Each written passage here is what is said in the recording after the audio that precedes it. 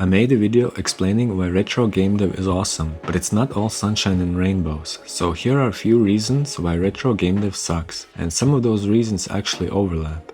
Small file sizes encourage piracy.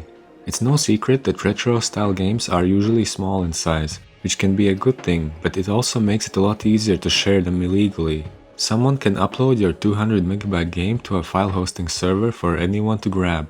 This is less likely to happen to a game that's a couple dozen gigabytes, not only because it's not that easy to host large files online, but also because the actual pirates might be less interested in downloading several gigabytes at 50 kilobytes a second.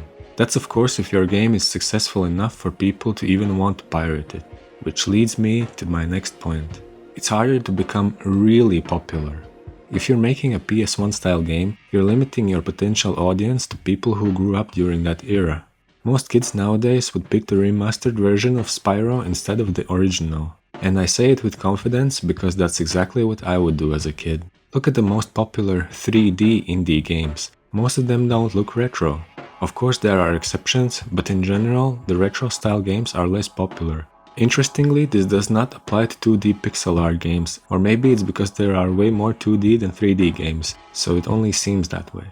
Facing scrutiny from other retro devs. If you claim you're making a PS1 style game, then you better make sure it actually looks like a PS1 game. Otherwise, someone will call you out if the draw distance is too far, or the dithering doesn't look right, or the characters are too complex. It's fine if done in a respectful manner, you should welcome constructive criticism, but this is the internet. It can feel very discouraging to hear that the project you've spent so much time on doesn't look right. You're boxed in. Let's say you do want to make a game that looks as close to a PlayStation game as possible. Well, you can't have dynamic shadows no matter how much you want to, because once you start using them, it can't be called a PS1 game anymore. Sticking to the rules means downscaling your textures and indexing colors. Losing all that detail can be very painful, especially with hand-painted textures. Such strict limitations can breed creativity, but at the same time it can be very frustrating, and that's exactly why I'm not sticking to these rules anymore. I just couldn't bear to lose all that texture detail. I think what makes it so frustrating is the fact that these limitations are self-imposed. You don't have to destroy your work. Modern hardware can handle a few more pixels and triangles. Nostalgia wears off eventually.